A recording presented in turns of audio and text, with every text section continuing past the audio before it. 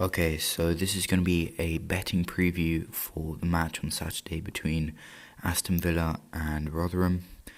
So I guess when first making this preview, the first thing we got to do is we got to look at last season's results. We have Aston Villa, the home side, who had an absolutely horrendous season, absolutely appalling season, probably arguably one of the worst teams to ever lost. Their team last season was one of the worst to ever set foot in the Premier League. I don't think there's any denying that. Then you got Rotherham, who traditionally 2 seasons in a row they've stayed in the Championship, but they're hovering above the relegation zone. So Aston Villa probably looking to get back to the top flight. So the first thing we've got to do, I guess, is we've got to look at.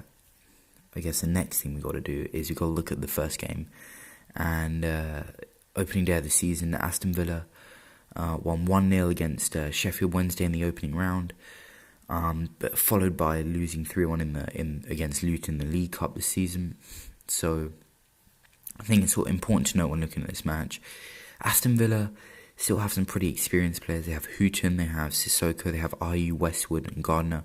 They should be doing reasonably well. They should do well this season in the Championship, I reckon, and should definitely keep them in the top half, and hopefully challenging for their sake, hopefully challenging for a playoff position.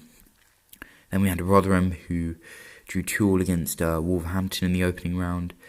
They were also eliminated by in the League Cup by Morecambe. So Aston Villa playing home, to me it's a no-brainer.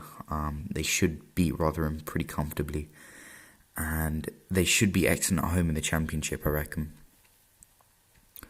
So in conclusion, the tip I'm going to go for here is odds of 1.78. Aston Villa should be able to get past Rotherham, and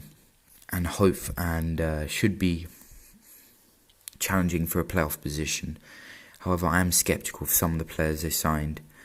In contrast of Newcastle, Newcastle signed much better players than Aston Villa.